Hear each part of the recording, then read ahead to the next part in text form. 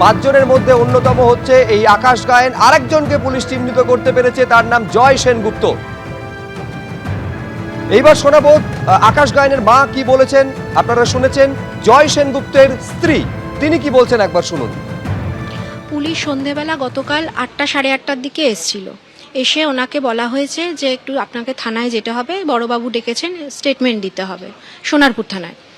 তা আমার হাজব্যান্ড সাথে সাথেই চলে গেছে। যখন থানায় মিটিং কমপ্লিট করে বড়বাবু বাইরে বেরিয়ে আসেন, আমার সেই ভাই জিজ্ঞেস করেন যে স্যার কি হলো, জয় সেনগুপ্তকে যে নিয়ে এলেন ওনাকে কি বলছে, না ওনাকে তো এখন ছাড়া যাবে না, আমরা বসিয়ে রেখেছি, পরে দেখছি কি করা যায়, এখন কারোর সাথে দেখা করতে দেওয়া যাবে না, কালকে সকালের আগে কিছু হবে না। উনি তৃণমূলের একজন ভালো কর্মী হিসাবেই পাড়ায় পরিচিত। 1998 সাল থেকে উনি তৃণমূল করেন, উনি এখনও তৃণমূলই করেন। এই যে বিজেপি যে রং লাগানোর চেষ্টা করছে এবং ওনাকে ফাঁসানোর চেষ্টা করছে যে অভিষেক ব্যানার্জিকে আক্রান্ত হওয়ার পিছনে উনি রয়েছেন, এটা কি করে সম্ভব হয় আমার তো সেটাই মাথায় আসছে না। উনি তো বরাবরই তৃণমূলই করে আসছেন, কখনো একজন তৃণমূলের কর্মী হয়ে উনি কখনো অভিষেক ব্যানার্জিকে মার খাওয়ানোর কি চেষ্টা করতে পারে? কালকে যখন বিকেলবেলা অভিষেক বন্দ্যোপাধ্যায় এখানে এসেছিলেন, উনি কোথায় ছিলেন? উনি বাড়িতেই ছিলেন। গতকাল আপনারা জানেন যে শহরের দুটি নামী হাসপাতাল, একদিকে অ্যাপোলো হাসপাতাল এবং অন্যদিকে বেলভিউ ক্লিনিক, অভিষেক বন্দ্যোপাধ্যায়কে ভর্তি রাখার কোনো প্রয়োজন বোধ না করায় সিইও, বেলভিউয়ের সিইওকে ধমক দিয়েছেন মমতা বন্দ্যোপাধ্যায়। ভিডিও পোস্ট করে দাবি করছেন বিজেপি নেতা দেবজিৎ সরকার।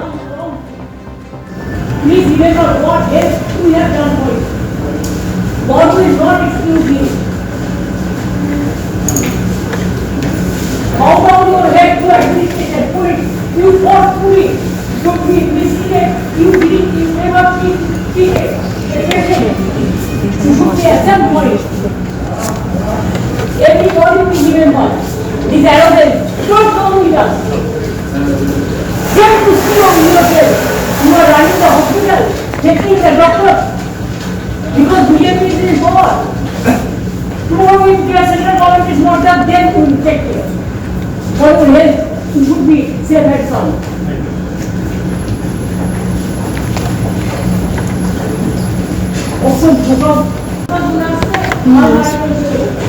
অভিষেক বন্দ্যোপাধ্যায়কে ভর্তি না নেওয়ায় বেলভিউয়ের সিইওকে ধমক Mamata Bandyopadhyay.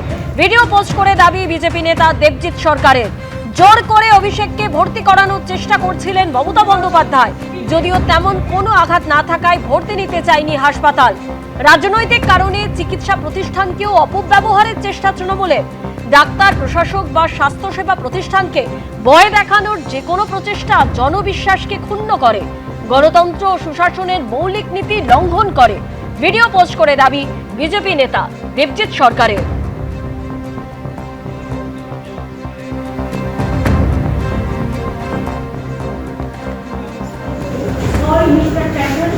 You have done the wrong thing. Please remember what else we have done for you. God will not excuse you. How down your head to administration, police, you fought police, you misleaded, you didn't, you never cheated, you should be exempt for it. Everybody will remember, this arrogance, don't come with us. Just to see on yourself, you are running the hospital, taking the doctor.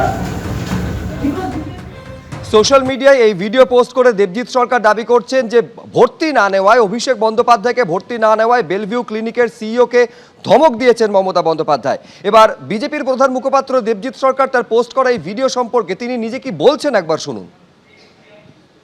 যে কোনো হাসপাতাল রুগীকে সহায়তা দেওয়ার জন্য, রুগীর রোগ শান্তির জন্য কাজ করবেন, এটাই স্বাভাবিক। সেটা সরকারি হোক বা বেসরকারি হোক। যেখানে ডাক্তারবাবুরা ভর্তি করার মতন কোনো কিছু খুঁজে পাচ্ছেন না, সেখানেও শুধুমাত্র পলিটিক্যাল ভেন্ডেটা, সেটাকে এস্টাবলিশ করার জন্য জোর করে ভর্তি করাতে হবে, মিথ্যে কথা বলতে হবে। তৃতীয়ত, প্রশাসন থেকে আসা বিভিন্ন সমন কিংবা ডেকে পাঠানোর চিঠিকে অ্যাভয়েড করার জন্য এগুলো করা হবে।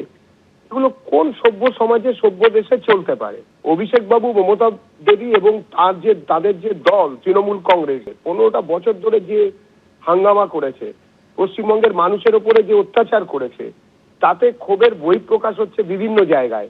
অভিষেক বাবু নিজে বহুবার, বারংবার, একবার দুবার হলে আমরা বলি রাজনৈতিক উত্তেজনায় বলে ফেলেছেন কিন্তু বারংবার যে ভাষায় এবং যে শরীরী ভাষা মানুষের সামনে এনেছেন, মানুষকে ভয় দেখিয়েছেন, তাতে জনরোষ এক জায়গায় জড়ো হয়েছে। সরকার এবং বিজেপি দলকে কালিমালিপ্ত করার যে প্রচেষ্টা, সেটা আমরা মানুষের সামনে আনার চেষ্টা করছি।